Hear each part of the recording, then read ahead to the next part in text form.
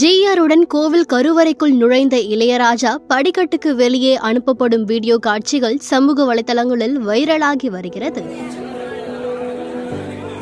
விருதுநகர் மாவட்டம் ஸ்ரீவில்லிபுத்தூர் ஆண்டாள் கோவிலில் இளையராஜா இசையமைத்து பாடிய திவ்ய பாசுரம் இசை கச்சேரி தனியார் அமைப்பு மூலம் ஏற்பாடு செய்யப்பட்டிருந்தது. இந்த நிகழ்ச்சியில் இளையராஜா மற்றும் ஹைதராபாத்தைச் சேர்ந்த சின்ன ஜியர் என்று அழைக்கப்படும் சடகோப்ப ராமானு ஐயர் கலந்து கொண்டனர். இருவருக்கும் வெண்கொடை பிடித்து மேலதாளங்கள் முழங்க பூரண கும்ப மரியாதை அளிக்கப்பட்டது. பின்னர் ஜியர்களுடன் வந்த இளையராஜா ஆண்டாள் ரெங்மன்னாரை தரிசனம் செய்ய கருவறைக்குள் சென்றார்.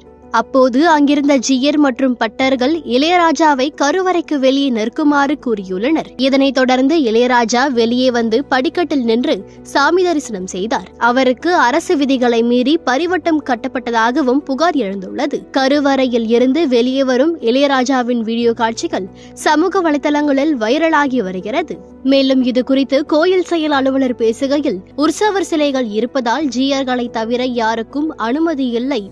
ஜியருடன் வந்த இளையராஜா இது குறித்து அறியாமல் உள்ளே சென்றார். பட்டர்கள் ஜியர்கள் இது குறித்து இளையராஜாவிடம் தெரிவித்தனர்.